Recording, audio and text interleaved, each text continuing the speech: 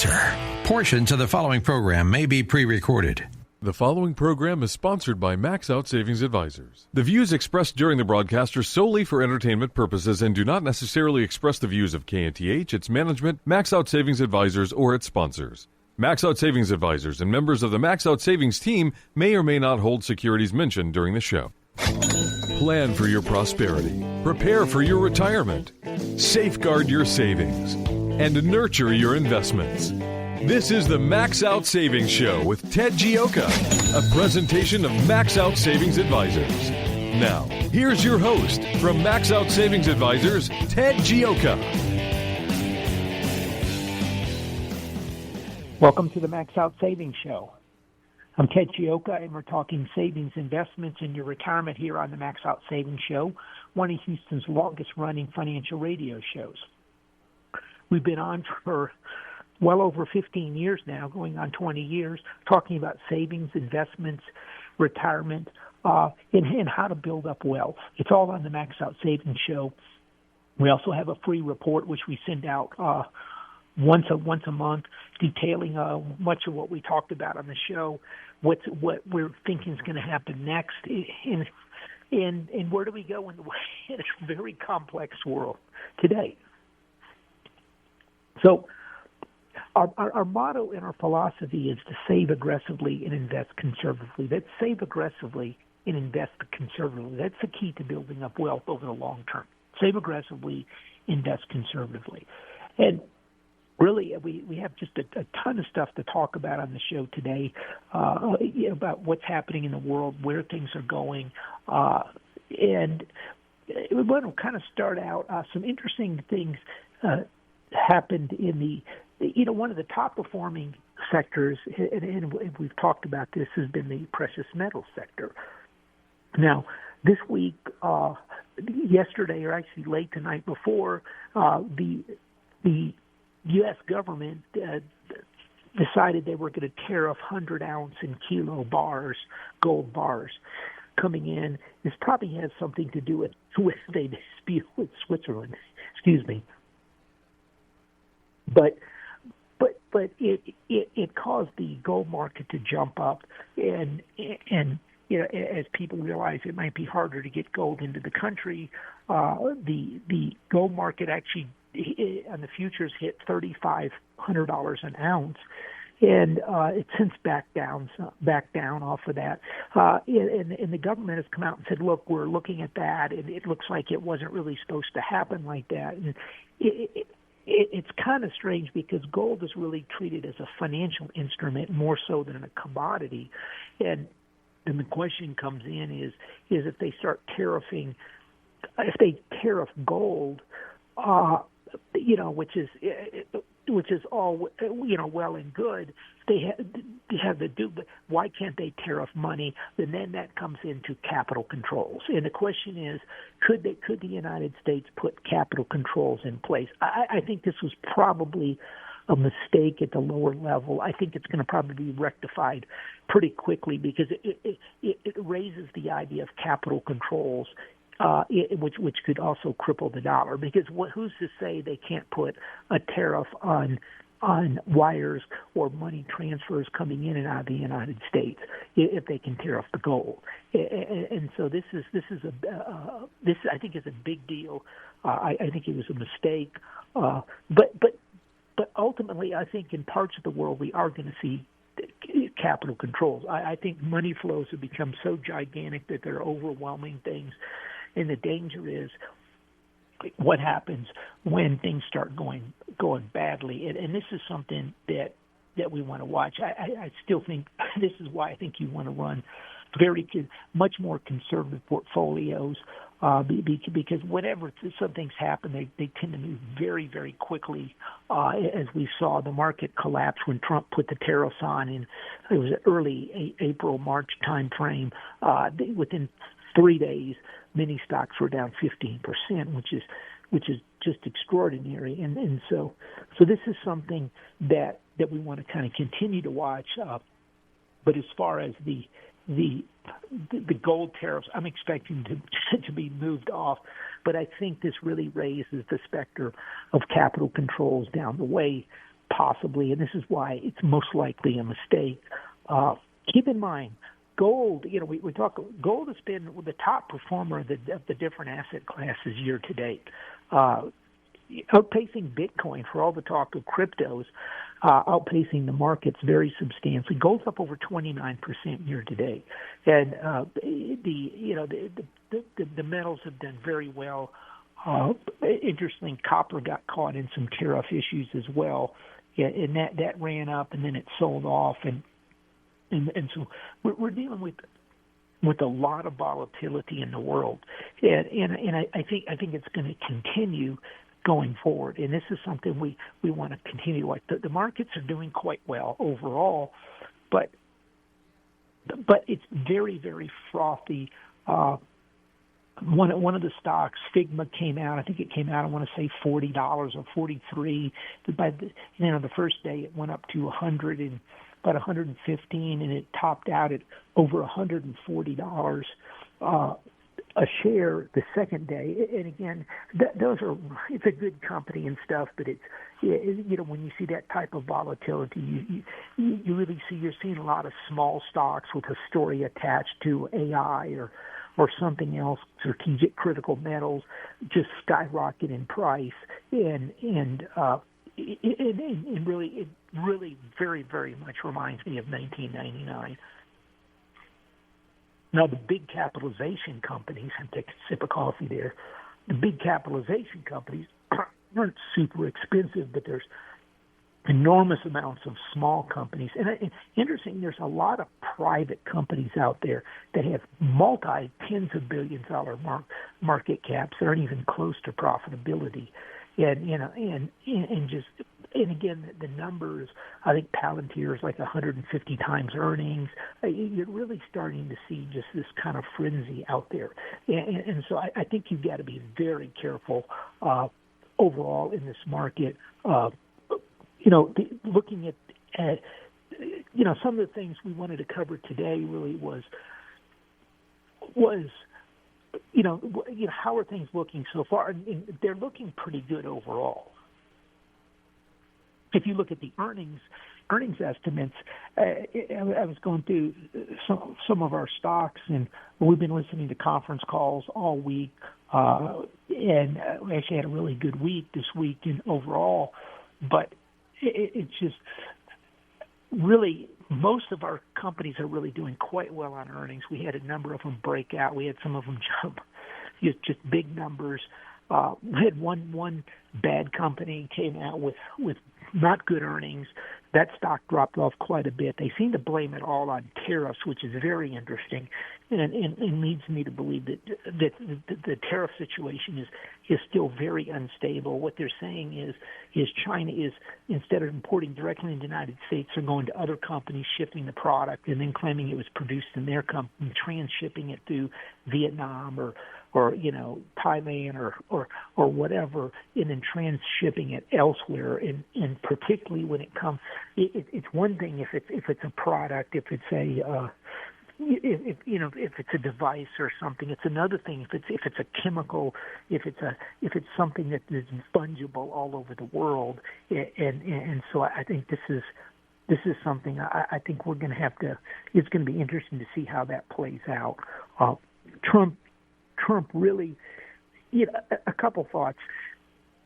As we said, we believe President Trump is fundamentally reordering the U.S. economy in a much, much bigger way than people understand. And when it comes to really big move, really big transformations, people have a real hard time getting their arms around it, their mind around it. AI is probably a little simpler just because even then they don't really understand. But when it comes to transforming the economy, people just don't understand it. Apple came out and they were going to spend several $100 billion of CapEx moving, product back to the United States. Now, included in that, understand with a lot of these people, they're going to their suppliers and they're saying, hey, you need to move the product. We need to buy your products. It gives an example, glass for the Apple computers made by Corning. So Corning's going to build, expand their factory or do whatever in, I think, Kentucky, Tennessee. Well, if it costs them $5 billion or $10 billion to do that, they'll include that. Apple will include that in their numbers. So there's a lot of overcounting.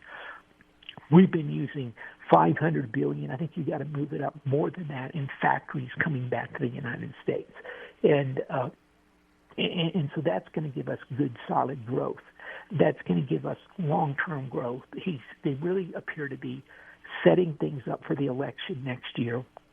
And the reason why is this is so important is the House and the Senate are just so closely. I mean, they're just virtually very narrow margins. The Republicans control them, and the last thing they want to do is let the Republicans or the Democrats get in control of the House or the Senate. They're going to start impeachment hearings, and it's just going to be, the complete freak show we saw, under Biden again. And so they have to put huge amounts of work into making sure they hold the House and the Senate.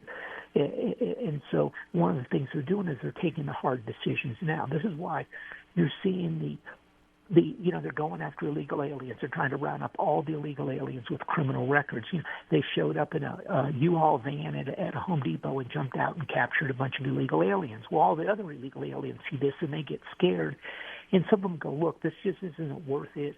I'm afraid to go out. I'm afraid to do anything. I'm going back to my country. They're going to give me a free pre-plane ticket and $1,000. I don't need this. And so you're going to get a good chunk of these illegal aliens leaving. Now, the downside to this is they're afraid to go out to eat. They're afraid to go out to do things. Now, some of this, I was talking to a friend of mine, and they're big Democratic. They're like, well, we're Hispanic. We're afraid. I'm thinking, really? Yeah, you've been in the country for ever, and I won't even go what they did, but it's like that's ridiculous. But I think they like to talk that way.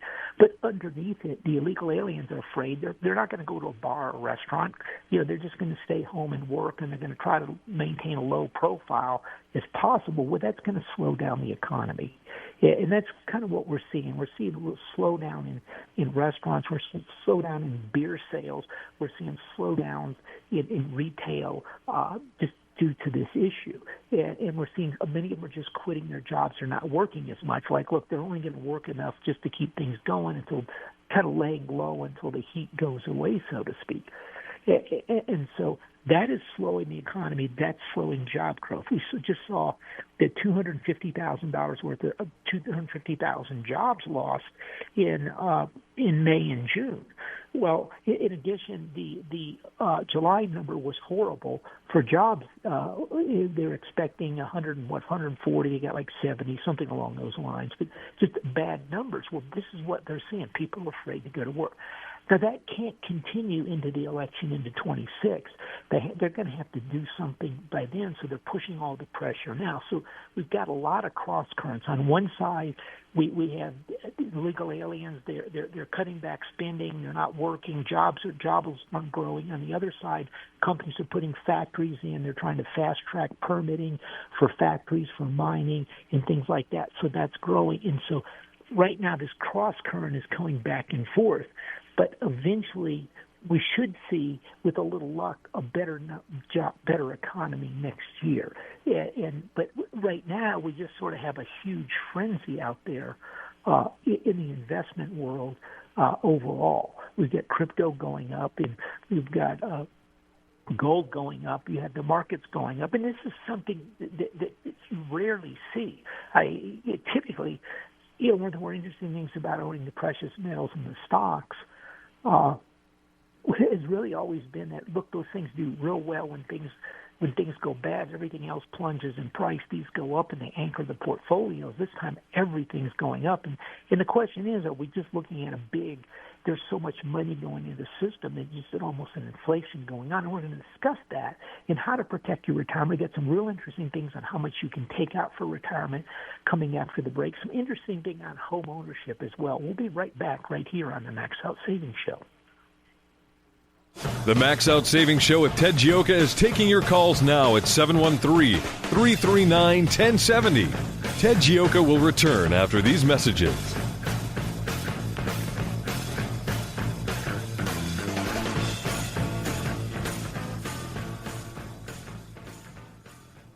In the 1970s, the big song was the Bee Gees' Stayed Alive. Well, it was difficult back then to stay alive if you were a retiree. Inflation was running rampant, and since then, over the last 25 years, it's gone away. Well, inflation's coming back, and it's going to endanger your retirement. If you're a retiree, inflation is your biggest enemy. Hi, this is Ted Gioka of the Max Out Savings Show. If you need help with your retirement, I'd like to help you out. Go to maxoutsavings.com. That's maxoutsavings.com, and we'll show you how you manage through inflation. Don't let inflation destroy your retirement. I'm Sam Malone, president of 512 New Media. We're Houston's leading marketing and content creation firm for many reasons. Our assets are exceptional, from video production to web design, strategy, and the ability to say no. Saying no is integral in launching a successful, profitable campaign. For example, take a look at Memorial Day. It's a federal holiday set aside to honor and mourn those in our U.S. military who died while serving our country. I'll say it again, for those who died while serving our country. So how does having a sale work in unison with the reason for the day off? Look, we know people will be at the beach and barbecuing and having parties. We would probably say no to launching a Memorial Day sale. So is there another way to commemorate the day while marketing your brand? Absolutely. And from our experience, the same holds true with Easter Day sales and MLK Day sales and Christmas Day sales. That's why we're different. No cookie cutter, follow the crowd, template marketing. Let's talk. We're 512 New Media. 512 New Media. With better marketing comes better value, creating better results. Once again, here's your host for the Max Out Savings Show, Ted Gioka.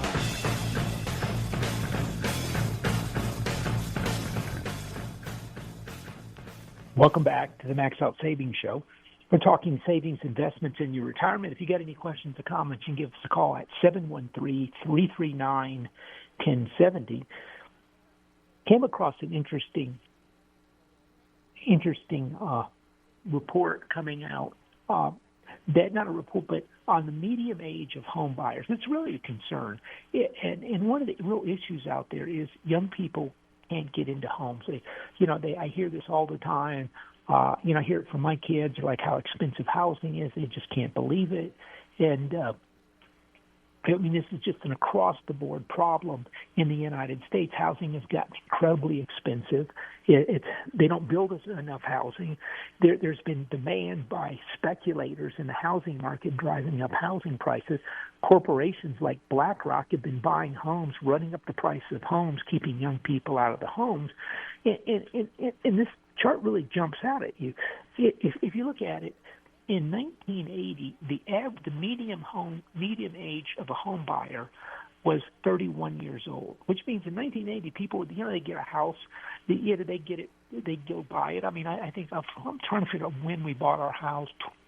I want to say I was maybe 28 or something like that for the first house. I think we paid $63,000, which seemed like all the money in the world, and at the time, and ultimately we bought it and sold another house, and that's what we did. But by 2000, it was gone up to 38 was the average median age. And then by 2010, it was about the same, 38. But in 2024, it's 56 years old, which means young people aren't buying homes. They're being squeezed out of the market by older people. They're being squeezed out of the market by corporate investors, and they're being squeezed out of the market by speculators buying homes. And this is a real concern. I mean, I really think we just not really reached the point in this country where we really want to get serious about home prices, about ensuring young people have homes. I mean, the virtual bedrock of the United States is ownership. And it starts with the ownership of a home. An individual, if they own a home, they take pride in their home, they take care of their home, they're a part of the community, they'll stand up for the community, they'll fight for the community. If they're just a bunch of renters, nobody cares, they don't take care of things. Renters live in communist countries. Although, in China, as a communist country, they all want a home. So the home is the biggest asset class in China. I mean, they value a home. And here in the United States, we got these fools like Larry Fink saying at BlackRock, he had a BlackRock. I mean, I can't believe the guy's still there. This is the same clown that said he was, quote, going to defund the oil and gas sector, and then went further and said states that are heavily involved in finding oil and gas would see the cost of their bonds go up. And he was the largest bond investor in the world, institutional investor manager in the world. He should. I think there are some lawsuits starting to come out.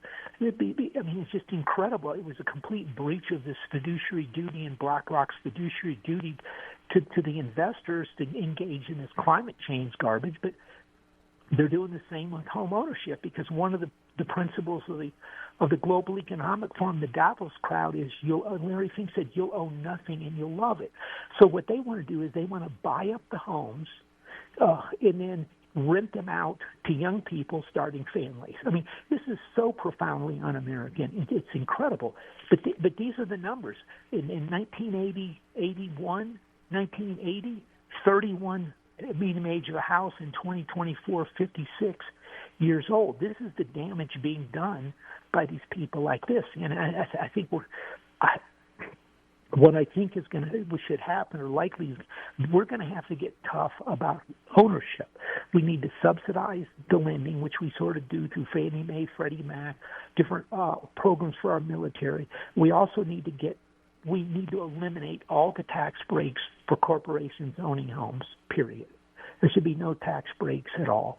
I think there should be limits on any tax breaks for people owning a house, 1 or 2 homes, you can own, or 3, and then that's it. I think you shut it down, and you don't get the tax breaks, you don't get the write-offs, you don't get the depreciation, and we want to make sure that people stay out of.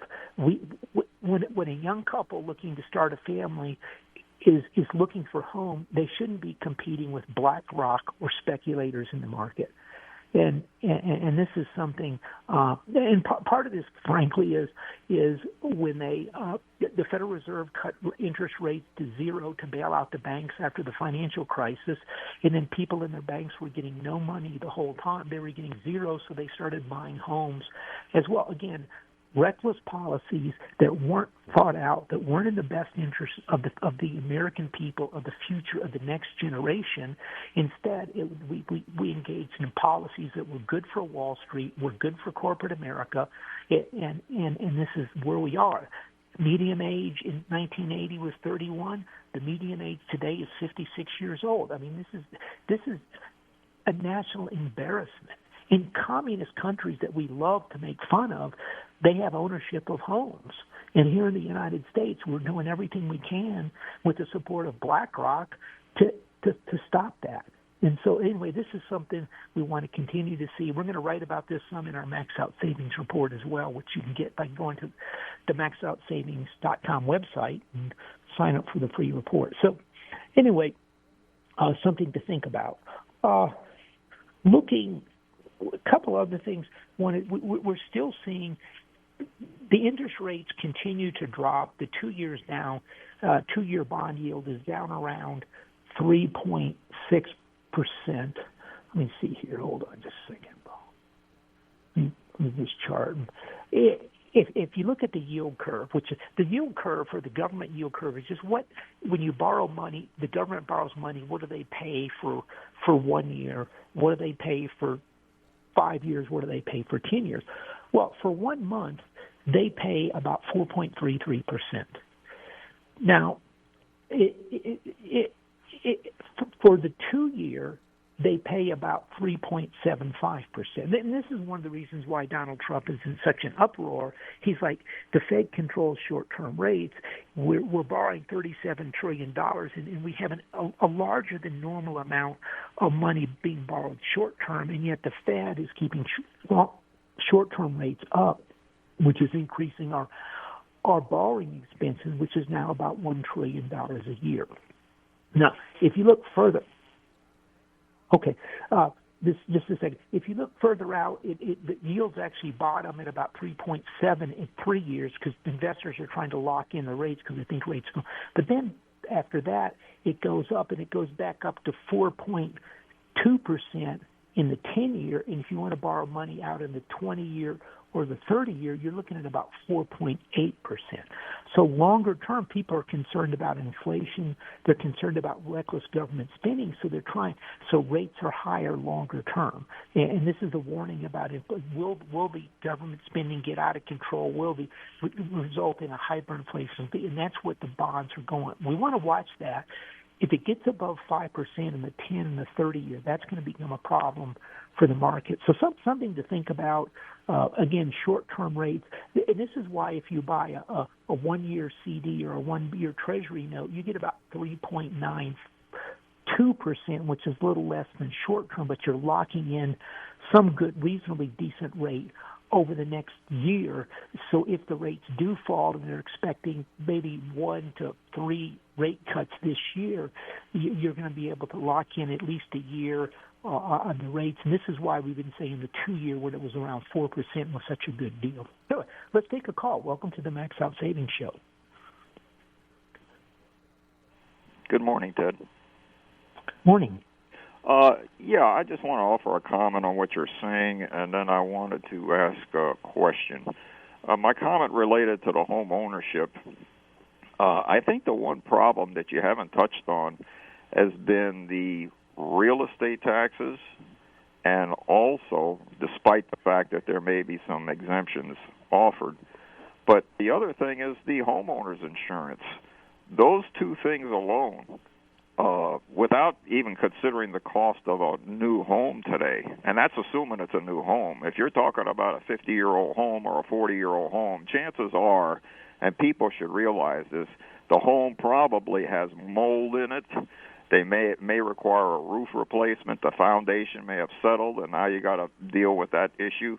There are a lot of things on used homes that someone has to deal with. So with the drop in the interest rates, I don't even see, whether it's 3 or 4 of these quarter-point drops, I still don't see a lot of these young people being able to really come in there and carry a home going forward, even though both of them are working. The home prices have just gone completely off the scale. These housing prices need to drop, and it's basically a supply issue. If these builders, no matter who they are, all throughout the country, and you alluded to them like BlackRock, who have, basically controlled a lot of the supply, until that supply gets unleashed, there's really nothing's going to happen here regarding the younger people. I might also just offer just an additional comment here. I would agree. And I would offer just one additional comment to this. My parents, my father had to support 3 kids. They bought one home in their entire life. They bought it in 1964, and that was it. They both worked, they both paid it off, and then left this earth. And my father didn't buy it till he was in his early 50s. But today the expectation is, parents don't want their kids to rent for, a couple of years. They want to hurry up and get them into a house, or the kids want to hurry up and get into a house with a yard where they can put their dogs and animals out there. People have very high expectations, and I really don't see this as being out of the ordinary. And I'm just looking back at my parents' generation, that it took them so long to acquire enough money to put down a payment on a house and then to spend the rest of their life paying it off. And it was their one and only house. That was it. I mean, they lived in it, and that was it. But people today want to flip houses left and right. But I wanted to get to my question, which is the reason why I called. I don't know if you've noticed with these analyst upgrades and downgrades on common stocks that you see in the market, but it almost seems like these analysts are taking a cue from the Federal Reserve. In the past, the Federal Reserve always followed the market rates. If the markets were starting to drop, they would drop. But I notice these analysts are doing the same thing. The stock runs up, and then they issue an upgrade after the run up. And the same thing with the downgrade. What's your thoughts on that? Because if that's what they're doing, who really cares about what these analysts are either upgrading or downgrading if they're doing it after the fact? Yeah, I mean that's a good point. I mean, really, the problem is these guys are just the information has gotten so efficient in the stock market that if they're saying ahead of time what's going to happen, the stocks basically price exactly to that point. And then what happens is something unexpected comes up, they've got to change their numbers. The problem is just the efficiency of these markets nowadays. Well, it just seems to me that I almost don't even pay attention to those numbers, to the analyst upgrades anymore or the downgrades, simply because it's usually stale. It's usually stale because they wait for the. And I don't know whether the big houses, the investment houses, are telling these people, look, we don't want you to look like a fool and issue an upgrade, and then the stock plummets, and then it makes us look bad. So that's what I really think has been happening over the last several years. Yeah, no, Charles, I tell you the other thing that comes from is these companies will give guidance and they'll narrow it. We think we're going to do for the year 350 to 375, and these guys are all in the same thing. And these big corporations really manage their numbers to hit their operations to hit those numbers, and that's kind of what. So when something kind of unexpected happens, that's why you see these stocks jump up, and then you see these analysts change their numbers. They're giving you expectations of what they're going to produce in the earnings. Yeah. Yeah. Just a quick side note to this. What are your thoughts on these government numbers that are constantly being revised? If it's not the GDP, it's the housing starts. It's always some number that they initially issue. And then a couple of months later, they come up with a revision, and it's almost like, well, why are you even issuing these numbers? Because nobody really can put any faith into them if they're going to be revised. Yeah, I tell you where this is coming from is a good portion of those numbers relied on surveys they sent out. And they used to get back about 80%, 85% of the surveys back, so they had pretty. Nowadays, less and less people are sending the surveys back, and they're getting bad information. They're not getting a true thing. No, just good points. But thanks for the call, Charles. Thank you. Yeah, and just expand a couple things on what Charles said. Look, the inventory the insurance is becoming a real big issue with home ownership, car ownership as well. I think that's going to have to be restructured. I think they're going to have to get much tougher with it. I think they're going to have to do some type of litigation reform and other things, because the insurance cost, if you add up what you're paying for your home insurance, your car insurance, and your health insurance, it's the most ridiculous number the world's ever seen. And it's just, what I've noticed is even on home repairs, they just spiral completely out of control and from what it should be, and they're going to have to start. We have to do insurance reform as well. There needs to be a complete package to help people get into homes. Because I go back to the number is in the 80s it was 31. So 45 years ago, it was 31 was the median age. Now it's 56. So people really, and so I don't think it's the expectations. I just think that people just can't get into homes. And in many places, working people can't afford homes, and it's upsetting to them. And as Charles pointed out, his dad bought one house and they stayed in it the whole time. My parents moved around for some transfers, but then once they stayed in Houston, we still got the same home. And so, you pay off the home and then you establish roots, whereas if people just live in apartments, they're not. And I think this is going to be a big story going forward, is this home ownership. If China can have higher home ownership than the United States, we have a problem in this country. And it's going to increase savings, but we need to get the speculators out of the market, the corporations out of the home buying market. Now, tell what, one other thing I wanted to touch base on. the earnings. One thing we are seeing is we've talked about the gold and the silver stocks. The earnings really came through in both sectors, and we see big moves up. If people are now seeing the earnings growth of these companies, they weren't sure at first. We're really starting to see it. And if you look at many of those companies, their earnings growth over the last 3 or 4 years is in excess of many big tech stocks. And yet, many of these companies are at some of them are 10 to 15 times earnings, which is ridiculous. And so I think that sector is going to continue to move up.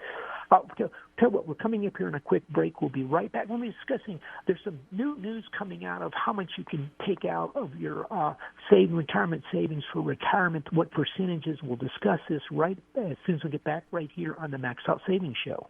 The Max Out Savings Show with Ted Gioka will return shortly. To speak with Ted Gioka now, call 713-339-1070. Back in a moment with the Max Out Savings Show.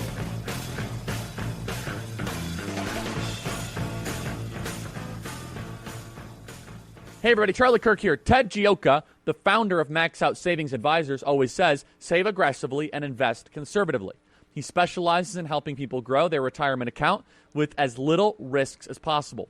Ted combines working knowledge with the intuition gained from over 25 years of experience of value investing in the stock and bond markets for retirement accounts. Like you, Ted is deeply conservative in life and in his investment approach. His risk strategy allows him to anticipate market downswings to protect your money. Ted is also the conservative host of the Max Out Savings Show. You can listen to him every Saturday morning at 10 a.m. right here on The Answer. If the idea of saving aggressively and investing conservatively appeals to you, the best way to get to know Ted is to call him. The number is 713-627-0400 or visit maxoutsavings.com. That is maxoutsavings.com. Call Ted right now, 713-627-0400 or visit maxoutsavings.com.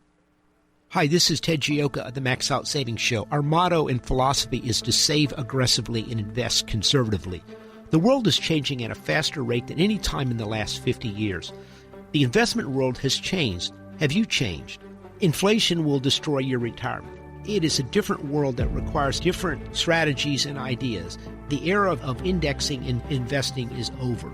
If you need help, listen to the Max Out Savings Show. Our show airs every Saturday at 10 a.m. and Sunday at 7 a.m. We talk about investments, the world, and where the world is going today, and help you understand it and help you save money and build up wealth. It's the Max Out Savings Show. And if you need some help, go to our website, maxoutsavings.com. That's maxoutsavings.com. On the website, you can sign up for the free Max Out Savings Report. Our report covers all types of these big issues, the changes in the world, and helps you understand and protect your retirement. So go to the website, maxoutsavings.com. AM 1070, The Answer. We return now to the Max Out Savings Show. Here's Ted Gioka. Welcome back to the Max Out Savings Show. I want to mention one of our sponsors, Rangoni Alto Gin, one of the finest botanical gins in the world. It's actually distilled in the Italian Alps and using the finest botanicals in the mountains up there in mountain glacier water to produce just an incredibly smooth gin.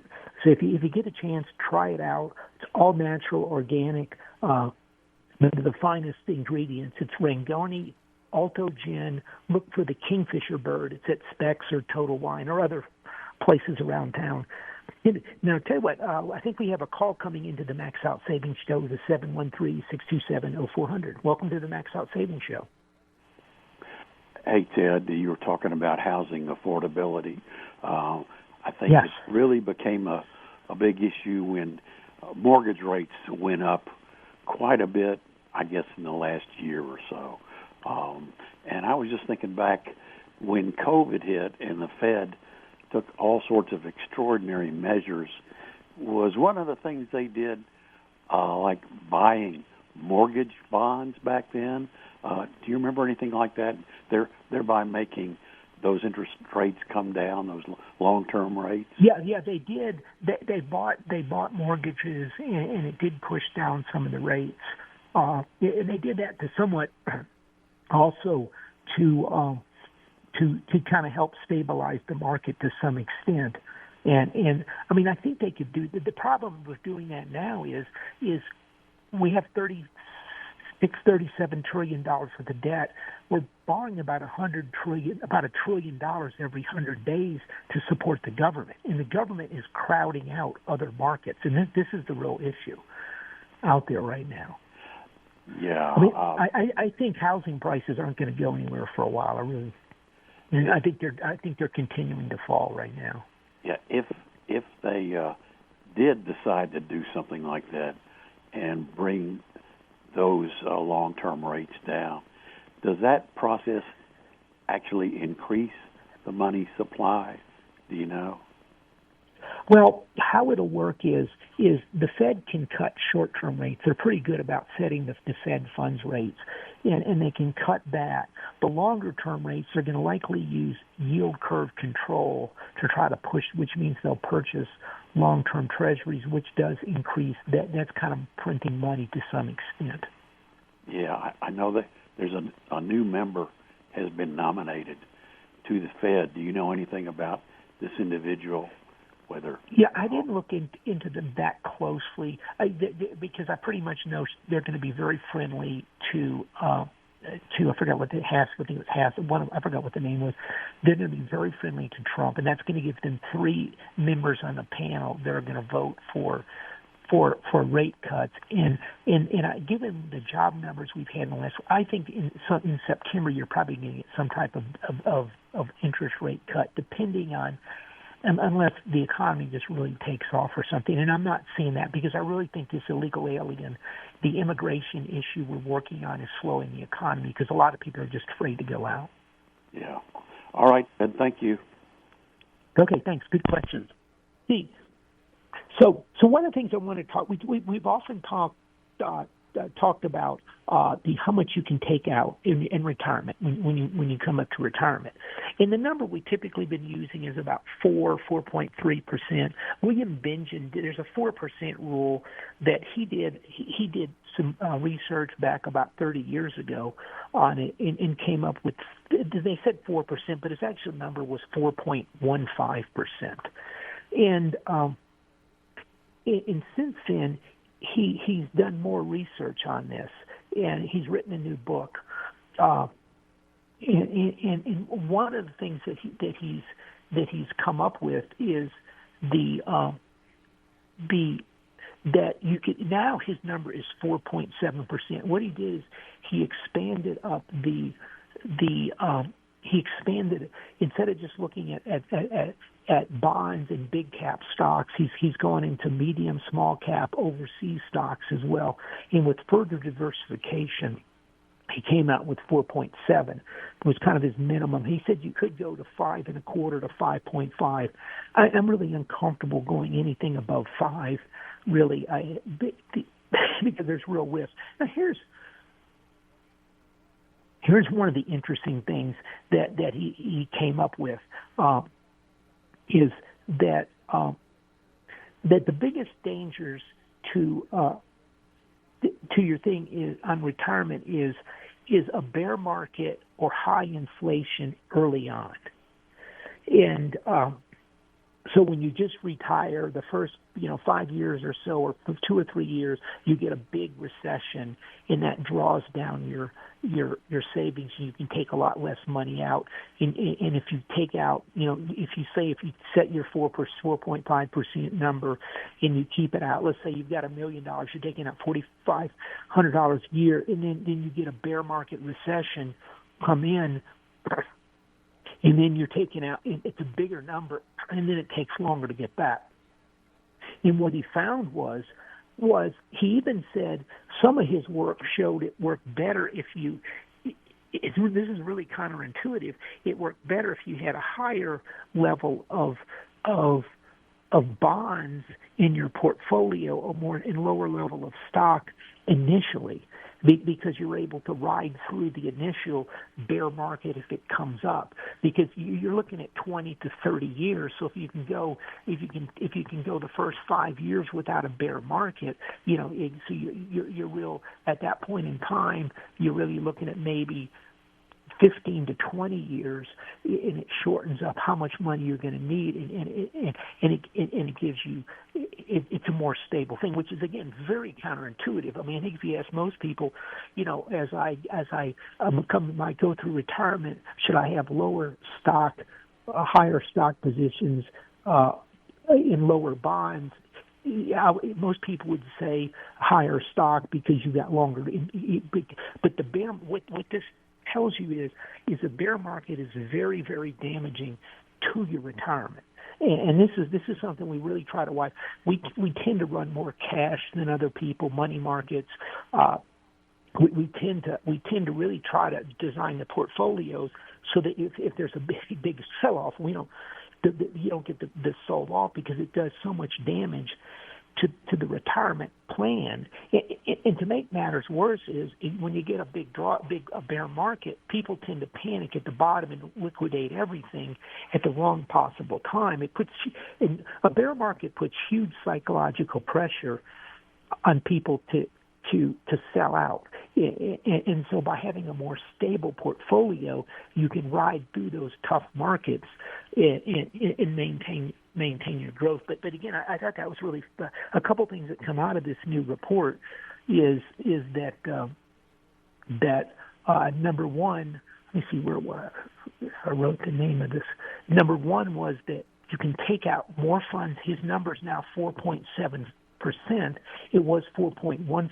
So you can take more money out of your plan. And number two is the importance of avoiding a bear market drawdown during the initial years of retirement because it's very damaging.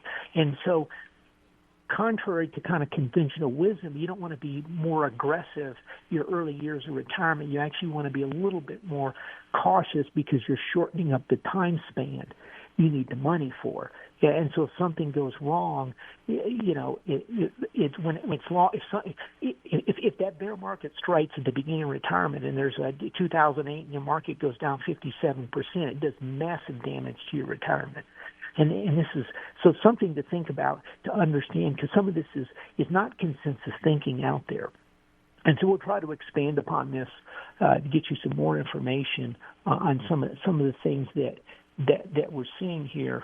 Let me see if I don't have it here, but this work is by William Bengen, Bengen, and he's the person that really came up with the first program. And I've seen other ones. I've seen the Monte Carlo simulations from different places, and they tend to come in. That's why we've used about 4.3. That's where most of them tend to come in. We've had a very good market for years. But keep in mind, we're in a world right now that money funds are paying 4%. So being cautious, you're not really giving up huge amounts of growth because you are getting worse. A decade ago, we were looking at money markets yielding, 0.5%. So we're picking, or less, 0.25%. So you're picking up about 3.5 or more percent from what you were able to in the past by being more conservative. And I think that's going to be one of the real things going forward. So something to think about. Markets at an all-time high. Our work is still saying, looking out. Let me see something here. Looking out, again, this is a very frothy market, and I think you have to be. And there's an enormous number of speculation in small cap stocks. In these things, if this market starts going, they will drop 5 to 10% a day before most people have a chance to get out at all. And I think this is. Oh yeah, we'll take it. Hey, Mark, the Max Out Savings. Hey, how you doing? If you could be quick with the comment because we don't have much time. Go ahead. Sure. Just a real question. Does BAR, B-A-R, seem to follow spot gold fairly well? Of course, not quite as big a jump. Yeah, look, I like BAR. I like it. It has a lower expense ratio than BAR is the gold ETF. It has a lower expense ratio than GLD, which is the big gold ETF. I think they also they don't lend out the gold. Not that they don't lend out, but they tend to have more physical than the GLD. And I think the safety protections for the gold itself are better on BAR. Does it tend to track the actual spot gold? Yeah, it actually does pretty well. Great. Thank you very much. Yeah, I like BAR. We actually hold that in the portfolios, but that has a much lower expense ratio than GLD. Good question. So, yeah, and we continue to like gold. I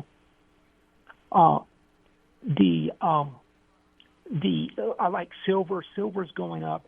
Again, one of the things, listening to these conference calls, a lot of them came in very good. A lot of companies are reducing expenses. They're meeting earnings. A lot of the numbers were low because of the tariff issue, which hasn't been as big a deal, and that's helped out.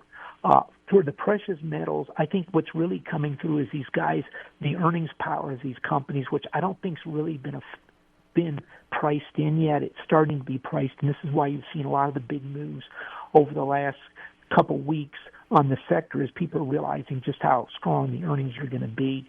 A lot of companies came in with good earnings. One of the other interesting things is the big beautiful bill has some tax reductions, and I'm hearing from a number of companies the tax reductions are helping them out, particularly in the oil and gas sector. Anyway, coming up at the end of the show, a couple thoughts. If you haven't signed up for our free newsletter, it's just go to maxoutsavings.com. We're going to write about all these issues we talk about on the show. We write about retirement, saving money, building wealth, what our outlook for the markets, what to watch out for. It's all in the Max Out Savings report. It's completely free. If you need some help, we manage our funds using our value investing approach at Max Out Savings Advisors for retirement money. Our custodian is Charles Schwab. You open an account there, and we'll manage it for you. Just go to our website, get the phone number, give us a call, and we'll set up a free appointment. We'll take a look and see how you're set for retirement. It's just go to maxoutsavings.com. If you need some help, I'd like to help you out. We're here in Houston, Texas.